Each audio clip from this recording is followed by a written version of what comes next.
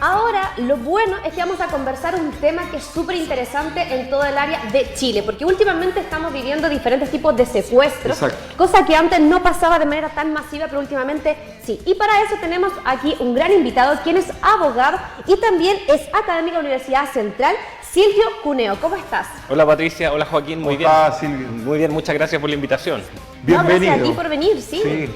La verdad que es bueno, nos alegra hablar del tema, pero no nos alegra el tema, porque ha sido bien perjudicial durante esta última semana, durante últimos días, y ayer también, que es la noche que fue una noche bien con noticias policiales. Ante todo, yo quisiera hacer un reconocimiento, ya que estoy acá, primera vez que vengo a este canal. En Chile y en Latinoamérica las cárceles son un depósito inhumano, donde la gente parece que nos olvidamos de que son personas, y el Estado los tiene abandonados, y Gendarmería no cumple funciones de rehabilitación en general, y si no fuera por el mundo evangélico esto sería una carencia insalvable. Exacto. Y yo, que conozco las cárceles, visito las cárceles, estudio las cárceles, quiero reconocer el trabajo que hace el mundo evangélico, que no lo hace prácticamente nadie. Así es que quería partir por ahí. Luego, respecto del delito, aquí hay que distinguir dos problemas distintos. Un problema es el delito, que es un problema real, que quienes hemos sido víctimas de delito es una situación bastante desagradable y que puede ser incluso fatal, lamentable, pero otra cosa distinta es la percepción al delito. Entonces, curiosamente en Chile, por ejemplo, durante 2022 los delitos bajaron o se mantuvieron estables. Sin embargo, la percepción es toda la contraria. Y ahí hay un tema interesante, porque seguimos siendo un país con muy pocos homicidios en comparación con el contexto latinoamericano, con muy pocos secuestros, pero algo pasa, especialmente las redes sociales, los medios de comunicación, que la gente esté súper asustada y que pensamos que el delito se nos escapa de las manos y que la respuesta a esta exageración del fenómeno puede ser equivocada. Así es. Vamos a contextualizar un poco por qué está acá, porque vamos a conversar este tema, el cual es súper importante. Y como dijo, no nos alegra la noticia, sino que nos alegra tenerlo acá para poder conversarlo.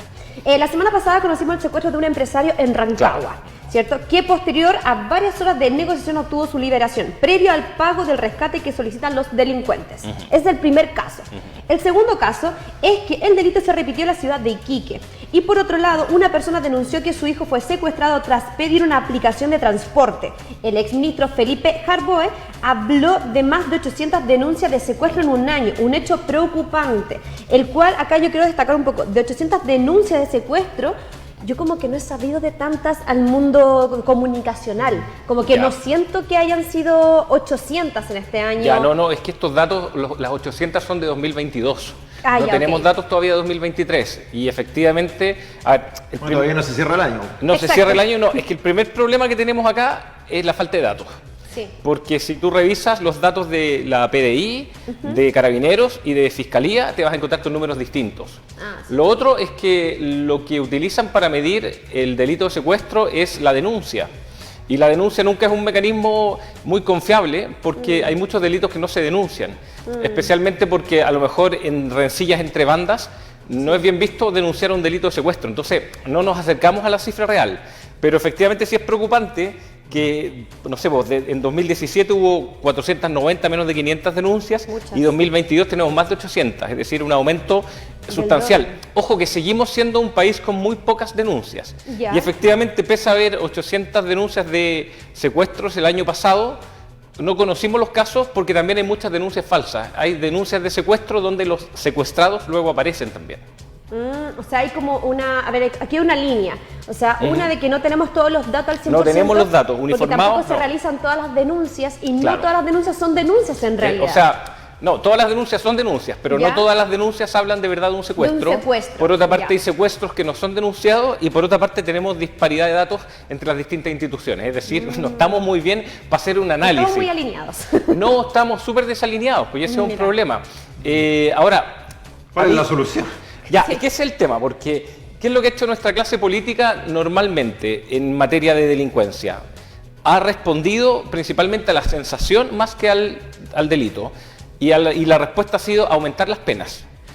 Y tenemos, por ejemplo, delitos con penas altísimas, por ejemplo, la tenencia de armas, especialmente si son modificadas, tiene penas súper altas, tanto así que el TC, el Tribunal Constitucional, ha declarado inconstitucional algunas normas, Sin embargo, seguimos cada vez teniendo más armas y municiones. Es decir, es evidente que el aumento de la norma, de la pena, no disminuye la conducta. Pensemos en el tema de tráfico de drogas. Tenemos penas altísimas de la ley 20.000 y todas las modificaciones que le hemos hecho, las penas son súper altas. Sin embargo, parece que cada vez se consumen y pasan más drogas por Chile y se trafica más drogas. Entonces, es evidente que el puro aumento de las penas no va a disminuir las conductas. Y respecto de estos delitos más violentos, hablo de secuestro, pero principalmente también homicidios, estos están súper vinculados al tráfico de drogas. Y Chile, Argentina y Uruguay, por ejemplo, se mantenían lejos de los niveles de homicidio en Latinoamérica, porque la droga, principalmente la cocaína, se producía en Colombia, Perú, Bolivia y salía para el norte. Exacto. Ahora, hace unos 10, 15 años y cada vez más, la droga baja, pasa por Chile, en Chile se consume mucha droga y además por Chile pasa más droga. Entonces eso se tradujo en que Argentina, Uruguay y Chile también aumentaran la tasa de homicidios. Pero ojo que Chile sigue siendo el país con menos homicidios de Latinoamérica. Wow. El fiscal nacional Ángel Valencia se refirió el día de ayer al delito de secuestro tras el rapto de 3 personas la semana pasada, una en O'Higgins y 2 en Tarapacá, asegurando que es un desafío que el país no había enfrentado. ¿Cómo ves este concepto que utiliza el fiscal nacional, esto de que es un desafío? Sí, a ver, siempre el manejo de delitos es un desafío. Es un desafío y es un desafío complejo. Por lo mismo yo miro con mucha desconfianza cuando aparece un político, me da lo mismo el partido, que dice yo voy a disminuir la delincuencia, porque no tenemos la fórmula para disminuir la delincuencia. El talón de Aquiles de todos los gobiernos. Sí, pero particularmente no nos hemos dado cuenta que estamos tomando respuestas equivocadas. Y todos estos delitos de principalmente homicidio, pero también estos secuestros extorsivos, que es un fenómeno, es antiguo, pero hoy día está como de moda, son peligrosos porque lo que hay detrás del narcotráfico es un negocio, es lucrar. Entonces es mucho más efectivo hacer políticas públicas que sigan los capitales, más que castiguen a los autores de estos delitos, porque en definitiva terminamos castigando a los últimos eslabones de la cadena. Y esta situación es súper grave respecto a las mujeres, porque el encarcelamiento femenino tiene características que lo hacen peor que el masculino, principalmente porque en países como Chile, que son muy patriarcales, son las mujeres las que cuidan a los hijos y a las hijas. Entonces el encarcelamiento femenino se traduce también en el abandono de estos hijos e hijas. Y normalmente estas mujeres que son encarceladas por delitos vinculados al tráfico de drogas no son las jefas de las bandas, no son las importadoras de las drogas, son las vendedoras, son el eslabón más visible, pero también más sustituible. Claro. ¿Cuál es la consecuencia de esto? No estamos haciéndole ni cosquilla al narcotráfico, sin embargo estamos encarcelando mujeres y estamos generando este efecto, que es un efecto de principalmente dañino con los hijos y con las hijas, y de alguna forma es perpetuación de la pobreza también. Frente a eso mismo, lo que estábamos comentando anteriormente sobre los secuestros. Ya. Hoy día, ¿qué es lo que dice la legislación en general frente a los secuestros? Ya, mira, la legislación es bien dura porque tenemos dos tipos de secuestro principalmente. Ya. Un secuestro no extorsivo y que se da generalmente en contexto de violencia intrafamiliar. Por ejemplo, el hombre celópata que encierra a la mujer, que tiene una pena que va de los 61 días a los 5 años. Y el secuestro extorsivo, que es cuando yo pido recompensa, que tiene una pena más alta, que parte de los 5 años y un día, y en caso de muerte puede llegar hasta los 40 años incluso. Es decir, las penas son altas, ese no es el problema. Ahora, esta es una cuestión súper importante. Normalmente los estudios de campo que se han hecho en el mundo demuestran que el aumento de las penas no tiene un efecto disuasivo en la conducta. ¿Por qué? Porque la mayoría de los delincuentes de todos los delitos quedan en impunidad. O sea, si yo robo, lo más probable es que no me pillen. Entonces, mucho más importante que la pena que el quantum de la pena es la certeza de pena. Entonces, si yo tengo un 96% de posibilidades de que nadie me pille, el quantum de la pena no va a influir en mi comportamiento. Y ese es un problema porque en Chile, bueno, en todo el mundo la mayoría de los delitos quedan impunes, pero en Chile tenemos un problema puntual que es que un delito tan grave como el homicidio, donde debiéramos tener una tasa alta de saber quién fue, tenemos casi el 40% de autores desconocidos, sin pena. Mira, yo sé que es súper complicado compararse con Alemania, siempre es odioso, pero Alemania tiene menos del 5% de impunidad respecto a los homicidios. Yo no estoy pidiendo ser como Alemania, ojalá en esta materia, pero en Chile no puede ser el 40%, o sea, casi 10 veces más que Alemania. Entonces ahí tenemos un problema donde claramente la investigación está fallando, la fiscalía está fallando, la policía está fallando, y muchas veces la respuesta de las políticas públicas es darle más poder a las policías, a la fiscalía, a la PDI, y eso no se traduce necesariamente en una disminución del delito. Comprendo. La ministra Carolina Toá, la ministra que está a cargo del Ministerio de Interior y la Seguridad Pública del país, develó el pago por rescate en caso de un secuestro. Los expertos y obviamente la oposición salió a hablar duramente contra la ministra por revelar este pago en el secuestro de un empresario. El ex subsecretario, lo estábamos hablando, claro. Felipe Arboe planteó que revelar datos de investigación o pagos constituyentes una opinión inadecuada que facilita el efecto de la imitación, y desde la UDI también hablaron y aseveraron que la ministra ha puesto en riesgo la seguridad de todos los chilenos y chilenas. Claro, mira, es difícil, a ver, es complejo ser ministro del Interior o vocero o vocera, porque uno está al escrutinio constantemente y uno se puede equivocar mucho. O sea, mientras más hablo, más posibilidades tengo de equivocarme. Exacto. Yo efectivamente creo que es un error por parte de la ministra, porque aquí se genera, o sea, hay dos cosas distintas. Una cuestión es el delito y otra cuestión es la percepción que tengamos de él. Y al decir que se pagó la recompensa, muchos podrían entender que este es un delito rentable y sencillo, cuando en verdad el secuestro extorsivo es uno de los delitos más complicados. Entonces quizás es mejor omitir datos respecto a pagos que se hagan. Ahora, ojo que esta es una cuestión bien compleja, porque por una parte están las redes sociales, están los medios de comunicación que distorsionan los fenómenos, que los pueden agrandar, como pasa con el delito, y al respecto es poco lo que podemos hacer, porque no podemos dirigir ni censurar a los medios. Pero sí sería importante que las autoridades, especialmente las autoridades centrales, fueran más cuidadosas. Yo creo que fue un error por parte de la ministra. ¿Falla el gobierno comunicacionalmente? Sí, bueno, insisto, no me parece que sea lo más grave, pero sí, yo creo que fue un error, porque mira, hace algunos años, a fines del siglo pasado en Argentina, los medios de comunicación mostraron la imagen de que el secuestro extorsivo era un delito rentable y fácil, y eso se tradujo en más homicidios, porque el secuestro extorsivo es súper complejo. Entonces, si yo secuestro a alguien, no me pagan el rescate, hoy día las policías me pueden pillar porque hay muchas formas, uno va dejando pistas por todos lados. Y al sentirse posiblemente descubiertos por el secuestrado, los mataban. Entonces, ese fue un efecto lamentable que nos dice que efectivamente nosotros lo que tenemos que bueno, nosotros, yo como académico, pero principalmente las autoridades, ser francos en este aspecto. El secuestro extorsivo es un delito muy complejo, que incluso, y que además tiene penas muy altas, entonces es súper poco rentable. Sobre eso me comentó sobre las penas. Los parlamentarios de oposición ya anunciaron que buscarán que se aumenten las sanciones por estos hechos, pese a que en abril de este año se publicó la ley que aumenta las penas. Para algunos todavía es insuficiente. Ya, es que ese es el error. Pues mira, ese error que hoy día es de la oposición, pero yo aquí no quiero defender a un grupo y no otro, porque en definitiva la constante de nuestra clase política ha sido esto. Ante cualquier problema subimos las penas y subimos las penas. Y eso... Creamos una ley. Ya, y eso se demuestra ineficiente. ¿Por qué? Porque el derecho penal llega tarde. El derecho penal llega cuando ya se cometió el delito, y precisamente estos delitos, sobre todo cuando son complejos, nosotros tenemos que trabajar en los factores que inciden en los delitos. Mira, por ejemplo, tenemos un problema no tan grave, pero un problema que hay niños que dejan de ir al colegio. Normalmente los niños y niñas que cometen delitos son niños y niñas que no van al colegio. Y nosotros tenemos perfectamente el dato de quiénes son los niños y niñas que dejan de ir al colegio. Exacto. Entonces tenemos que meter las lucas y la gestión ahí. O sea, ¿por qué un niño, por qué una niña deja de ir al colegio? Intervenir ahí, eso puede ser una medida mucho más inteligente que nos va a ayudar a disminuir eventualmente el delito, porque, insisto, es un tema complejo, y no aumentar las penas. Insisto, el tema de las armas. Hoy día Chile no solo tiene muchas armas, tenemos una frontera grande donde las armas pueden pasar por todos lados. Tenemos un gasto en armas. Pero tenemos también hoy día más municiones que nunca, pese a que la ley es súper dura.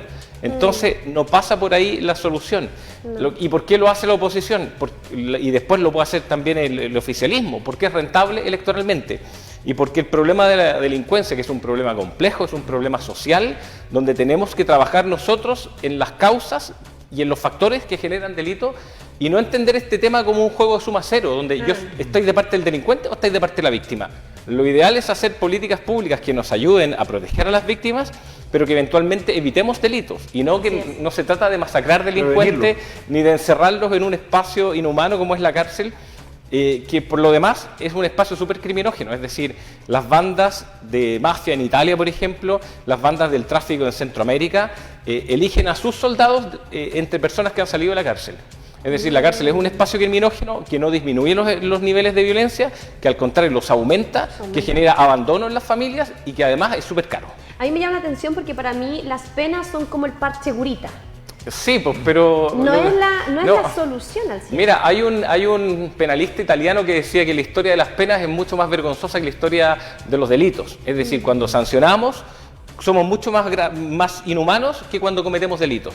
Y eso lo podemos pensar del medioevo, pensemos en la quema de brujas, luego podemos pensar de los campos de exterminio, pensemos en la Alemania nazi, pensemos en la Unión Soviética que mandaba a cortar leña a Siberia, es decir, penando hemos sido mucho más inhumanos que cometiendo delitos. Y estos ejemplos que estoy dando parecen del pasado, pero no son del pasado. Mira, el año pasado en la cárcel de Valparaíso, que yo la visito constantemente, en una semana, en el módulo 115 murieron 2 internos. Y eso no salió en las noticias, no lo supo nadie. Y se hizo un informe por una magistrada de garantía de Valparaíso que daba cuenta de unas condiciones, pero inhumanas. Precarias. Pero peor que precarias. No había agua potable, había plaga de ratones, los presos se tenían que duchar en las escaleras con botellas, en celdas individuales había hasta 6 presos. Y todos esos problemas, o sea, nosotros de verdad vamos a esperar que las personas que viven en esas condiciones no aprendan a vivir con más violencia.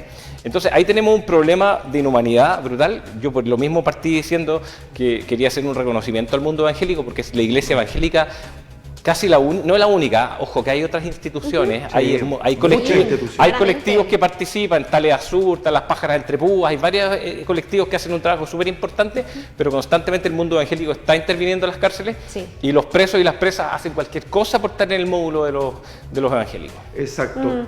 Veo que trajiste un libro. Sí, traje un libro. Bueno, ¿sí? Es que este es un libro que precisamente se llama Cárceles y Pobreza, lo escribí, sale de mi tesis doctoral. ¿Ya? Es un libro que me prologó Raúl Zaffaroni, que es un profesor argentino. Perfecto. Y que un poco explica este problema del derecho penal visto no como un sistema de gestión del delito, sino más bien como un sistema de gestión de la pobreza. Y que en definitiva lo que hace es destacar que los efectos del encarcelamiento son nocivos, que no solo no disminuyen el delito, sino que aumentan los niveles sociales en una sociedad. Perdón, los niveles delictivos y de violencia en una sociedad. ¿Está a la venta? Sí, eso te quería preguntar. Sí, está a la venta. Bueno, lo editó UCBAR. Está en varias librerías, pero también se puede comprar por Busca Libre o en la página de UCBAR. Siguiendo un poco también la línea, muchas gracias por darnos ese gran dato. ¿El valor cuál es? Oye, creo que está como a 12 lucas. Es que yo la verdad ni veo plata del libro, pero precisamente se trata de vender casi al costo para tener más difusión. Sí, no, está súper bien, me gustó.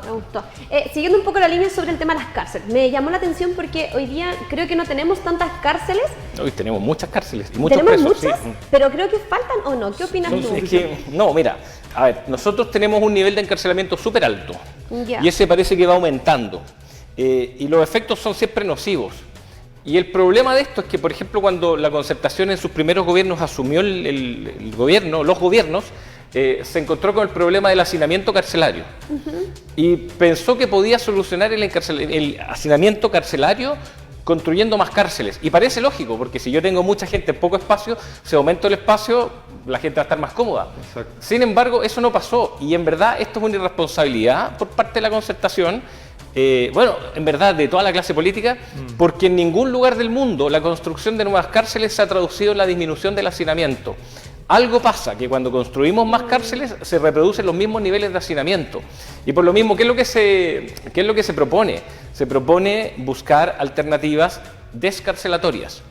No respecto de los violadores, ni de los asesinos, ni de los secuestradores, no. Pero, por ejemplo, ¿qué pasa con el tema de la droga? Yo soy partícipe de tener un sistema penal más suave con las mujeres, que son las vendedoras finales, y que precisamente participan de esta actividad porque esta actividad les permite desde sus casas generar más lucas. Exacto. ¿Y por qué desde sus casas? Porque son las mujeres las que cuidan a los niños en Chile. Entonces es una forma, aparte que los sueldos no calificados no alcanzan, entonces la tentación de vender drogas es siempre muy alta. Ahí podemos buscar sanciones no privativas de libertad o privativas de libertad dentro de la casa para mujeres que se meten en este mundo del tráfico de drogas o microtráfico de drogas.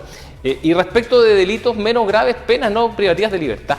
Es decir, reservemos la cárcel para delitos graves y saquemos a todos quienes puedan salir. Por ejemplo, no puede ser que el delito de hurto tenga penas de cárcel. Estoy hablando de la gente que va a hurtar a un retail, que no está bien, no estoy diciendo que esté bien. Pero algo... No, es que algo aparte, leve. piensa el costo. Tú vas a un supermercado, te robáis una botella de whisky, por ejemplo, que es un delito.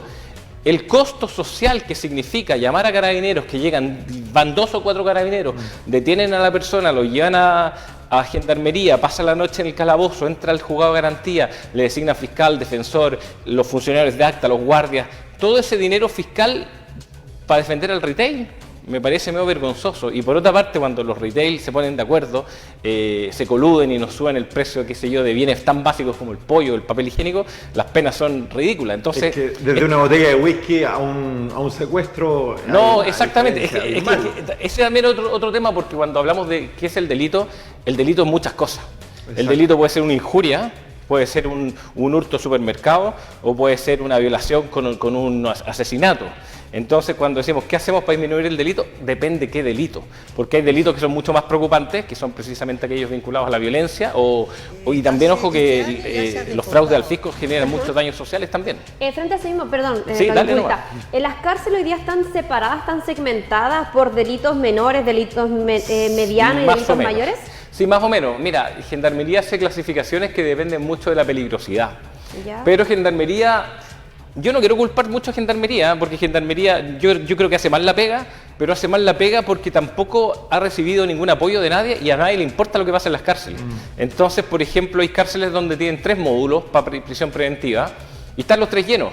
Entonces, en teoría, uno es para los menos peligrosos, uno es para los medianamente peligrosos y uno es para los más peligrosos. Primero, no sabemos bien cuáles son esos criterios para medir la peligrosidad, son súper arbitrarios por una parte, y en segundo, no caben. Entonces, tenemos ese problema en Valparaíso, por ejemplo, en celdas individuales 6 personas. La conozco. Sí, pues esa cárcel es una de las cárceles grandes que se construyó a fines del siglo pasado, a principios de este siglo, y que las condiciones son súper inhumanas, es decir, los presos estaban mejor en la cárcel anterior que en la nueva. Claro. ¿Cuál es la solución para acabar con el hacinamiento en las cárceles de nuestro país? Porque aquí estamos dando obviamente los problemas, pero también estamos dando las soluciones que la gente quiere escuchar. Ojo que la solución no es fácil. Pero la solución para el... Bueno, porque no es una solución, son varias. Claro, es que son varias, pero mira, hay soluciones. De hecho, hay un libro del profesor Iñaki Rivera que se llama Descarcelación y propone 100 propuestas para reducir las cárceles. Pero principalmente la solución pasa por sacar personas de la cárcel. ¿A quién sacamos? A los que cometan delitos menos graves, obviamente, o a los que les quede menos tiempo de pena por cumplir. Exacto. Y yo particularmente agregaría a las mujeres que están a cargo de menores. Entonces podemos inventar criterios para sacar a personas de las cárceles, y una solución es que si la cárcel tiene una capacidad para 1000 personas, por ejemplo, no debe nunca tener más de 1000 personas, porque eso significa vulnerar los derechos esenciales de las personas privadas de libertad. Entonces tenemos que tener un sistema de cupo y no pasarnos del cupo e inventar mecanismos para poder sacar gente de las cárceles. Ahora, ojo, yo no soy ni abolicionista, ni estoy hablando de impunidad, ni estoy pensando en dejar a grandes criminales libres. Yo creo que hoy día la cárcel no podemos prescindir de ella, y la cárcel me parece una pena justa para personas que cometen delitos graves. Sí, frente a eso mismo, porque ya sabemos lo que está pasando, de que hay cárceles que están segmentadas, como nos habías comentado tú, y que hay un problema de hacinamiento. Pero ahora mi pregunta es la solución en el sentido de que, ¿qué pasa ahora con lo de Tren de Aragua? ¿Qué pasa ahora con algunos extranjeros que vienen con una política y con una visión de vida totalmente distinta? Claro. O sea, extranjeros que vienen a delinquir, si hay que decirlo. Claramente vienen mucho con una línea de otros países que ellos hacen todo de una manera totalmente distinta. Entonces, ellos fácilmente pueden salirse de una cárcel sin ningún problema. Sí, entonces, claro. ¿hay algo especial? No, pero ojo que ahí hay un problema, porque efectivamente yo no voy a negar el fenómeno del delito con toda su complejidad, pero existen ideas instaladas que empíricamente es difícil fundamentar. Por ejemplo, se dice constantemente que en Chile los adultos utilizan a los menores para cometer delitos porque tienen penas más bajas o porque no tienen penas si son menores de 14 años. Y ese es un discurso que está súper generalizado, pero los números no nos dicen eso. Los números nos dicen que en Chile, por suerte, muy pocos menores cometen delitos, y los delitos que cometen menores son delitos de baja lesividad. Es decir, es muy raro que un menor mate a alguien, es muy raro que un menor viole a alguien, cuestión distinta en otros países latinoamericanos. Es decir, sin embargo, se instala esa idea. Y hoy día se instala la idea donde criminalizamos al inmigrante pobre. Y los números no nos dicen eso. Efectivamente, a lo mejor yo puedo ver vinculados a los secuestros a ciudadanos colombianos o venezolanos, eso es verdad. Sin embargo, la mayoría de los colombianos y los venezolanos que están en Chile están trabajando. Vayan aquí al centro a comer a cualquier restaurante, van a ser atendidos por una camarera colombiana o venezolana que los va a tratar súper bien, o tomen un Uber. La mayoría de los inmigrantes que migran precisamente porque las condiciones de sus países son insoportables. Vas a llamar a un call center o un call center, vienen a trabajar. Entonces, cuidado con eso, porque esta idea de que son los inmigrantes los que están delinquiendo es una idea que tiene un sesgo racista y que nosotros la repetimos porque pensamos que es así, pero esa idea viene muy distorsionada también por los medios de comunicación y por las redes sociales, porque un autor colombiano, por ejemplo, de un secuestro es súper atractivo mediáticamente, entonces le vamos a dar como caja, lo vamos a repetir en Reels todo el día y vamos a distorsionar el fenómeno y vamos a pensar que es una cuestión mucho más común de lo que en verdad es. No son todos, pero sí hay. No hay, pues obvio que sí. Ahora sigue siendo todavía. Claro, es que, o sea, aquí hay un tema complejo porque el tráfico mata más que las drogas. Que las drogas son algo que nos daña y que nos hace mal, sí, pero el tráfico mata mucho más que las drogas. En México, por ejemplo, en el norte de México especialmente, en un día mueren más personas de todas las que mueren por sobredosis en un año.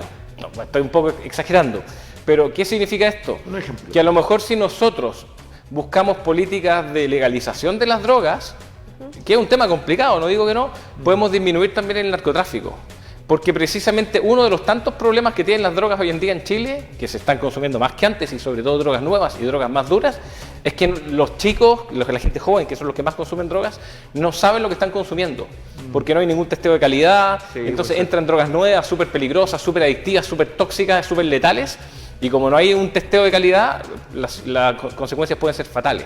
Yo entiendo que en Chile ya se está trabajando para buscar políticas de legalización de la marihuana, que sería un primer paso, pero ¿por qué no también ir legalizando otras drogas? Ahora, yo sé que es complejo, porque hay que medir identificar todos los tipos de drogas. Y hay que medir los impactos. Ahora, claro, ese tema de todos los tipos de drogas, no sé si han escuchado la polémica que surgió a propósito del texto constitucional, porque precisamente Bascuñán con otro profesor, creo que los dos de la Adolfo Ibáñez, plantean que podrían haber impunidad respecto de delitos de la ley 20.000, que es la ley de drogas, porque se remite a un reglamento. Exacto. Sí, exacto. No, ahí estuvimos conversando un poco de eso y bueno, toda la semana estamos ahora, una vez por semana, conversando sobre la Constitución y haciendo la comparativa entre la antigua y la que se está proponiendo ahora. Hay que comparar las tres ahora, ¿no? Sí, claro, hay que comparar todo ahora. Damos muchas gracias. Quedamos muy claro con toda la explicación, aclaró todos los conceptos y de verdad muchas gracias, Silvia. Muchas gracias. Mira, solo para terminar, dos cosas. Primero, el delito es un tema complicado y las respuestas simples no funcionan.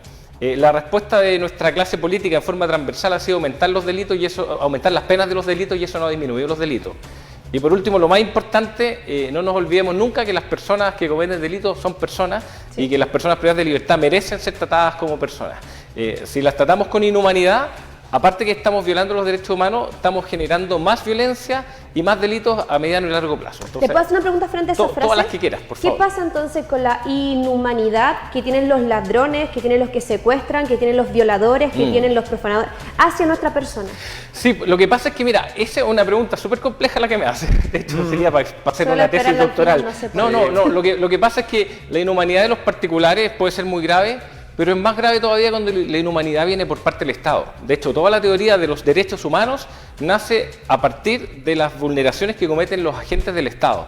Entonces, es terrible la inhumanidad que cometen los delincuentes, sí, pero la respuesta del Estado debe ser siempre humana.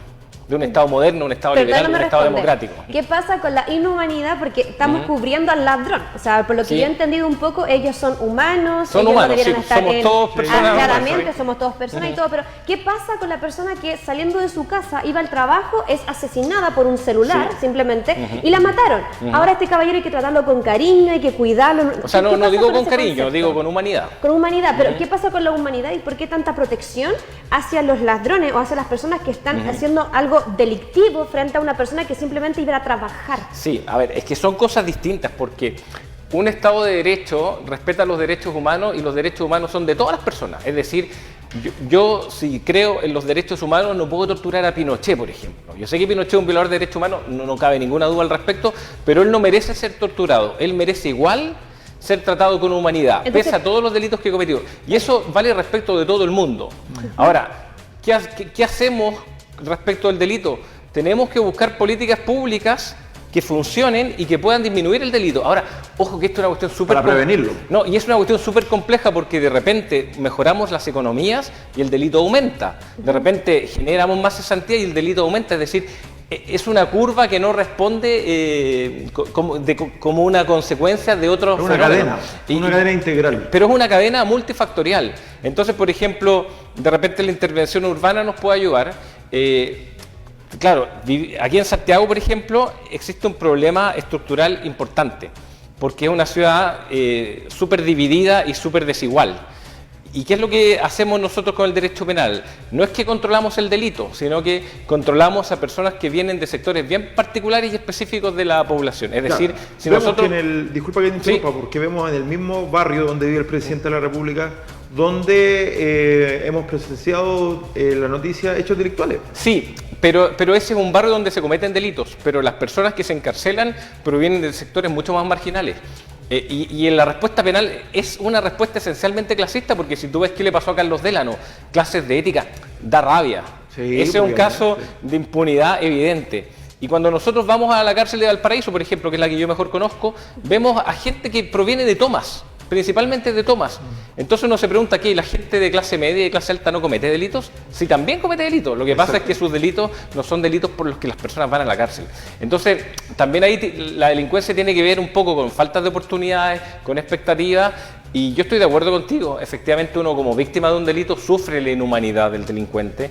El castigo es merecido. Sin embargo, el castigo merecido, si lo está dando, está a cargo del Estado, debe ser siempre humano. Exacto. Hay que estar pendiente al detalle con la vara que se mide, pero ¿cómo se mide? Sí, ahora es que mira... Es como justicia, pero humana. Pero la justicia tiene que ser humana, la justicia no puede ser inhumana. Ahora, pucha, es que este es un tema... súper complejo. Tú hiciste una buena pregunta, pero que es una pregunta bien compleja, pero lo importante también es generar respuestas inteligentes, que ojo, las respuestas inteligentes nunca son cortoplacistas. Y ese es el problema que pasa con los políticos. Los políticos son populistas, los políticos quieren ganar la elección de mañana y quieren mandar un mensaje. Piensa que Bukele está de moda en Latinoamérica. Exacto. Bukele, que es un violador de los derechos humanos, que no respeta el principio de inocencia, la presunción de inocencia, es una figura súper popular. Y ya van a aparecer en distintos países latinoamericanos personas que están dispuestas a imitarlo. Es cosa de escuchar el debate de Milei o Bolsonaro. Bueno, y aquí en Chile hay como una especie de coincidencia del discurso de la clase política de puro punitivismo. Exacto, te agradecemos. No, muchas gracias a ustedes, pues cuando quieran. A nosotros, y queremos que promocione otra vez el libro. Ahí está, Cárceles y Pobreza, es un libro que sale de mi tesis doctoral, que, ojo, está escrito en lenguaje simple, no es un libro académico. Yo transformé la tesis en un libro simple y viene con un prólogo de un gran profesor argentino, Raúl Zaffaroni, y este libro lo que trata de explicar un poco es que el delito y el sistema penal, más que un sistema de gestión de la delincuencia, es un sistema de gestión de la pobreza. Perfecto. Muchas gracias. Muchas gracias a ustedes, que estén muy bien. Muchas gracias.